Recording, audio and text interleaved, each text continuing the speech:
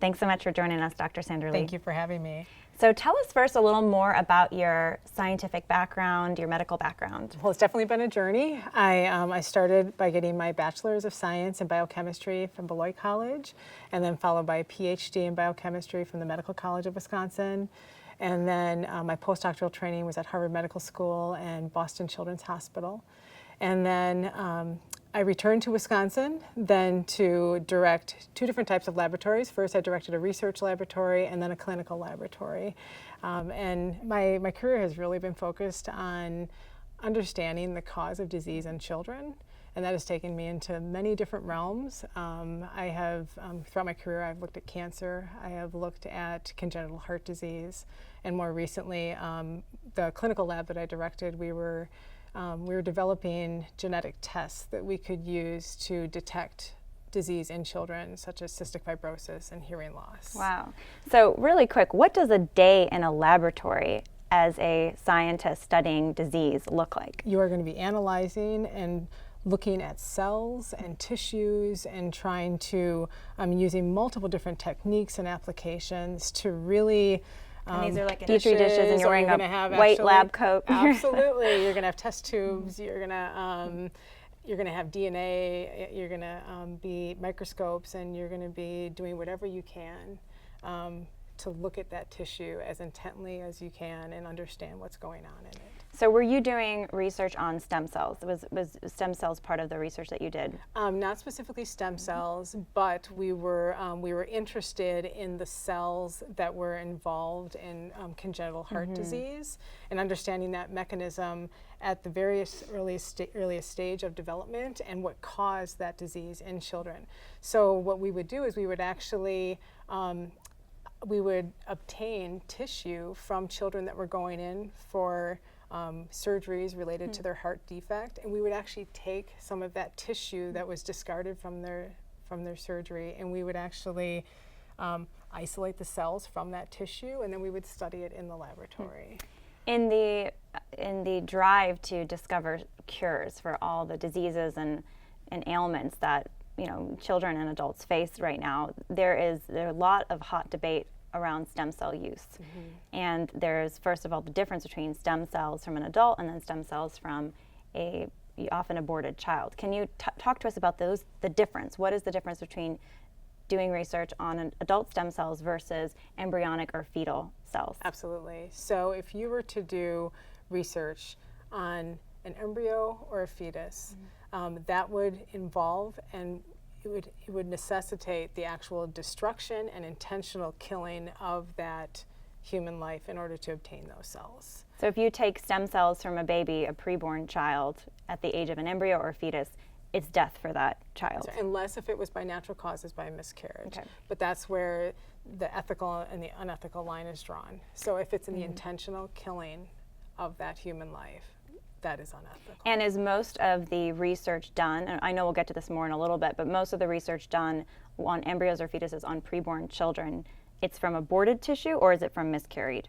children? It's absolutely mostly from aborted fetal tissue. Aborted fetal tissue. Because it is tissue. legal and it is allowed and it is easily accessible. Okay, and it's funded. Exactly. We'll get to that. So adult stem cells. Right. What has been the success so far of research done on adult stem cells in terms of achieving cures? So it's been incredibly successful. And there's no death. You're not killing the adult. No, and that's these the are thing. donations. Yeah. So these are donations, and people can donate them. You can obtain them ethically without any harm to the individual, because almost every organ in the human body has stem cells. So you can get stem cells from peripheral blood, like when you go and you donate blood for a blood test, from bone marrow. Even during normal labor and delivery that a woman goes through, all those tissues that are discarded, usually like the umbilical cord, the umbilical vein, the placenta, and the amniotic fluid, all have very powerful stem cells that can be used for research and are actually used to actually clinically treat patients right now. So have there been FDA approved trials and then cures found from adult stem cells? Absolutely. So the bone marrow transplant is probably the best example. So the bone marrow transplant is one of the most successful examples of how you can use adult stem cells from adults to be able to treat other individuals. I mean, they're even looking at, and they are doing this, where they're actually using a mother's own stem cells to actually treat her child in utero that has thalassemia. Awesome. It's awesome. And then have there been any FDA-approved treatments from the research done on aborted baby cells? No. So there have been no FDA-approved therapies or treatments using stem cells from embryonic or fetuses. And why is that? Because they don't work as well. That's just plain and simple. So it because doesn't the work adult as well. stem cells are incredibly successful, and they work incredibly well to save these patients. So we've done a little bit of research on this at Live Action, and we've seen that the NIH is funding, the government is funding through the National Institute for Health in the tens of millions every year. They're funding the research done on aborted baby tissue. Yes. So that money hasn't led to any cures, you're saying, that are FDA approved? That is correct. And tell us more about what that looks like, this funding that's been done. I mean, are you familiar with the history of that funding that the government has done to support the experimentation or the research of aborted baby tissue? So funding, so back when Ronald Reagan was president, so he actually put a moratorium on federal funding for aborted fetal tissue. So stopping it. But then Clinton actually reversed that. And ever since then it is legally permissible to be able to do aborted fetal tissue research with federal taxpayer money. And last I checked, I think it was 80 million a year. So there's about In the last 100 million that actually is dedicated to research using aborted baby body parts.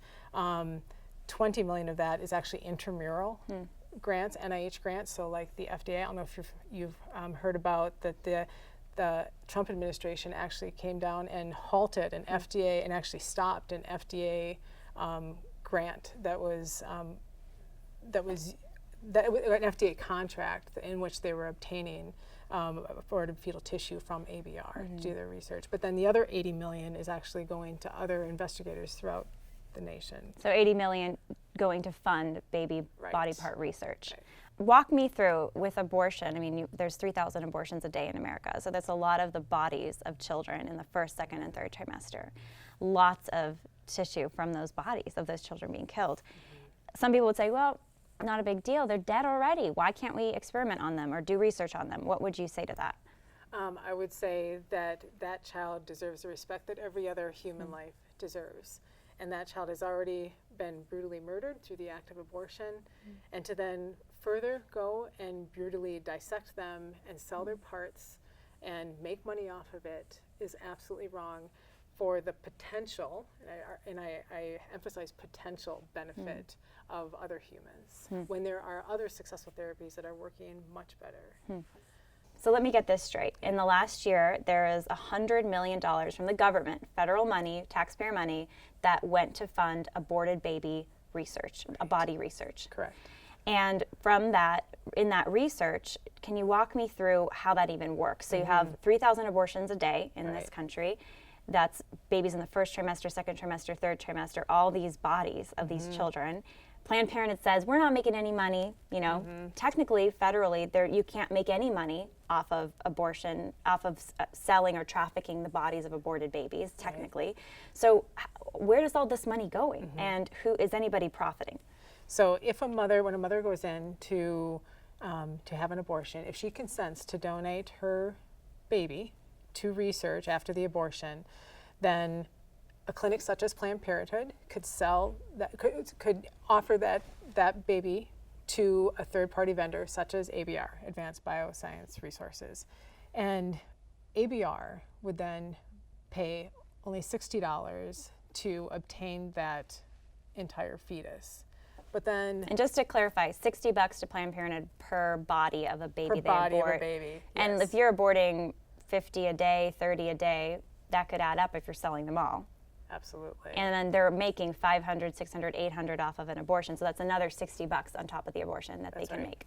And they're also getting taxpayer federal funding. That's another story too. So then the third party vendor such as ABR then can purchase that for $60, but then they will then they can go and procure the tissue and basically chop it up and divide it up into parts and then sell it to researchers that want it. So they can then sell the eyes, they can sell the liver, the brain, the kidney, and whatever the researchers want. And so what we know from 2 reports that came out in 2016, the House and the Senate both came out with reports where they had investigated this, the use of aborted fetal tissue in research. And what they found is that that when ABR purchased one baby, they then divided those parts and sold them to 5 different investigators, and they made well over $2,000. So for example, like there's an invoice where they made $680 just to sell 2 eyes. And that's just what they call a service fee. That doesn't even include any fees on top of that for freezing or shipping or cleaning. And so it's definitely even more than that. So they could make up to over $1,000 on one body of an aborted child. Potentially. Wow. Well, it's actually, I think it averages about $400 a part. About $400 a part, not including extra fees. And if there's multiple parts, we could talk Right. into the thousands. Absolutely. Tell us about humanized mice and why they are important to this debate about using the bodies of aborted children for research. They've generated a mouse that has basically a human-like immune system. So they need human tissues to actually implant and put into the mouse in order to the mouse to basically generate some kind of immune system. And why that's important, because then they can use these mice to study infection, response, immune response to disease, such as HIV, tuberculosis, okay? So like stem cells, you can make humanized mice ethically or unethically. The unethical way to make these humanized mice is that they actually go and they use aborted baby body parts to make these mice. So they will specifically go to a third-party vendor like ABR, and they will purchase thymus, fetal thymus, and fetal liver, and they will implant that into the mouse to make these humanized mice. And there are ethical ways to make it. There are many examples in the literature that you can use ethical sources such as cord blood, peripheral blood. So what they do is they specifically use CD34, what they call stem cells. So I know in order to And these are adult stem cells. These are like adult stem cells, and they can make these humanized mice that way. But what's really exciting is that there's a new publication that just came out that they have shown that there is incredible potential that you could actually obtain thymus from neonatal babies that were just born that are going in for heart surgery to repair a defect, and they normally discard that thymus tissue, but they can actually use that thymus tissue to make these humanized mice in combination with cord blood. And they published that this can actually work better, it can actually be more efficient, it can generate 50 times more mice than the fetal tissue would. So what I don't understand, and I think a lot of people might be wondering this, if you can do all of this research ethically without using the body parts of a child who's been aborted, using adult donations or donations from after a surgery from a patient that's alive and thriving afterwards, why don't you just, why is there such an insistence? Why is the government, for example, still giving money, $100 million in the last year, to fund the use of aborted baby body parts? I am convinced it is because it is so entrenched in our culture, and because so many researchers are convinced that it is the only way we can do things. And they are scared to look at some of the other alternatives that have the potential to work even better. And I think one of the reasons that they are fearful of moving forward is because there are many that are sitting there right now. As we know, $100 million is being used to fund this research. So these researchers have clinical trials that are ongoing. They have federal grants that is currently funding their lab, that is paying for their technicians. Their lab is running off of this money. And so if they were all of a sudden to change their system, that could cause delays, it could be costly. And then I think there's also a lot of pressure from the community in order to publish and to continue using these tissues that have been around for so long, because they really are seen as the gold standard, and in many respects because it's been around for so long. So it sounds like because the government created the Slush Fund to fund research done on aborted baby bodies, then there's been this whole industry that's built up in the medical community to be able to do research, but even though they're not finding all the cures, they're still wanting to do that research because the money is there, the money keeps flowing. And they want to keep the door open, and I think I really believe, and I know because I've heard colleagues say this, they really believe that what they are doing is in some respects ethical. And they believe that they're so driven to cure some of these diseases that they are blinded by the fact that that there are other alternatives that are out there that could be pursued, that could be seriously looked at. And yes, they might need to be optimized. They might need more federal funding to actually invest in the optimization of these tissues, but they are showing incredible promise of working better. And that's where the money and the focus needs to be directed. Do you think there's a sense, or there's a kind of an undertone here where, because it's the medical community in today's America committing abortions, right? Doctors committing abortions, and then you have the medical scientific community researching on aborted baby body parts. It's sort of a cross justification. You know, you're doing this over here and it's legit, and we'll do this over here and it's legit, and we're kind of legitimizing each other. Yes, I totally agree, and I feel like it. As long as researchers continue to participate in this research, it continues to keep the market going, and it continues to keep that abortion and biotechnology industry colluding together to keep this industry moving forward. And then tell me about, you know, we've talked about adult stem cells leading to treatments or even cures for disease, and the struggle to, you know, scientists trying to get that same result from the bodies of aborted children. What does this mean for the future of medical treatments and maybe the cures we have yet to discover, especially if some of those cures could be found through adult stem cells, but the focus is trying to use fetal tissue to find those same cures. Right, and I think, and that's what's so frustrating, I guess, with this whole, because there are countless examples within the literature that not only adult stem cells, not only discarded tissue and donated tissue from ethical sources, but we know that you can actually use what are called induced pluripotent stem cells, where you can actually take skin, a biopsy, and you can actually revert it back to an embryonic-like phenotype given the right signals. That's you can crazy. then take these cells and you can further, like, given the right signals, you know, you can make them grow into what are called organoids, which are like three-dimensional little tissues in a dish. They're showing that they can make these organoids that replicate brain, that replicate kidney, and they can. Are those stem cells, those organoids? They're made like from embryonic-like stem cells. Wow. Yeah, But they're not made from used, embryos. They're made from Exactly. adults that are donating their skin. They're adults are donating their skin, but they can also be made from like other adult stem cells. So there's other ways that you Wow. can make them. It's incredible. amazing. And they are showing that you can use them to model and research very complex diseases, such as, you know, or processes such as brain development or Zika infection. And so it's not, you know, there's just a plethora of opportunities out there and options. And so it is.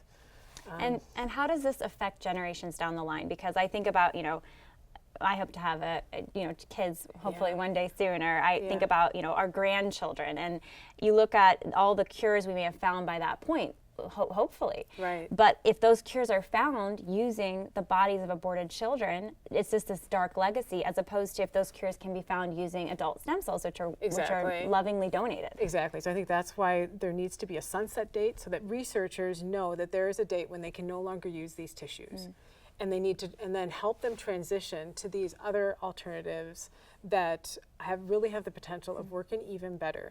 Because I think what's an important point that needs to be made, that if we don't stop this practice of using aborted fetal tissue in research, this is going to taint all future discoveries, and it's going to delay any discoveries using other more promising alternatives, such as that neonatal thymus that I talked about in making the humanized mice, right? So these are cures that we may find.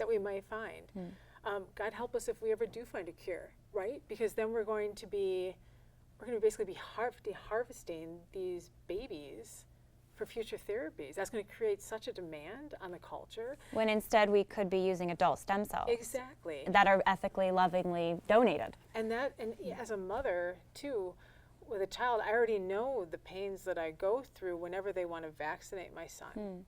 Because I know that there are certain vaccines out there, that there is no other choice. Meaning they came from embryonic stem cell lines. They were generated using tissues from aborted fetal tissues. So, for example, chicken pox, right? Or the rubella vaccine. There's no other way to vaccinate him.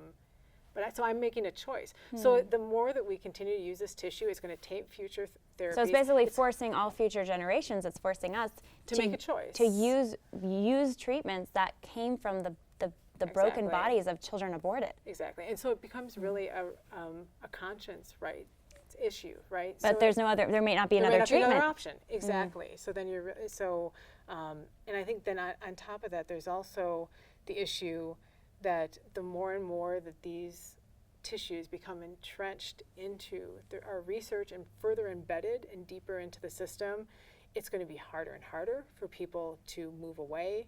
And people are become more numb and blinded to really the atrocities that have really happened. Where did this all happen? The ends do not justify the means, and just because we can doesn't mean that we should be doing this. Yeah. So there are cures that we can discover, we can invent from adult stem cells, which are donated willingly, versus embryonic cells of aborted children. And sometimes, the researchers, they could use one or the other. That's kind of the question. They're choosing to use, in many cases, embryonic stem cells. So part of this is, too, if we were to discover cures they haven't found, they're struggling to find them, but if they were to discover them from the aborted body parts of children, then that's no longer the cures being discovered from adult stem cells. And now the legacy is the aborted bodies of children. Yeah, exactly. And I think an important point to be made is that if we do stop harvesting aborted body parts today, immediately today, that's not going to stop any therapies or treatments today. So meaning we'll still be doing research we're ethically. Still going to be doing research. We're still going to be finding people cures. are still going to be able to do research. People are still going to be treated. There are going to be no treatments that are going to stop if we stop right now. If we stop harvesting these baby body parts today, but if we don't stop, it's just going to continue to embed itself further into the culture. It's going to taint any future discoveries. And so the way I see it, there's a few different groups of people that'll be hurt. So there's obviously the babies being aborted, and that market that's created to further legitimize using their killed bodies, their bodies. Then it's future patients that are going to be potentially forced to have their only option be the body parts of babies used for the research that found their cure.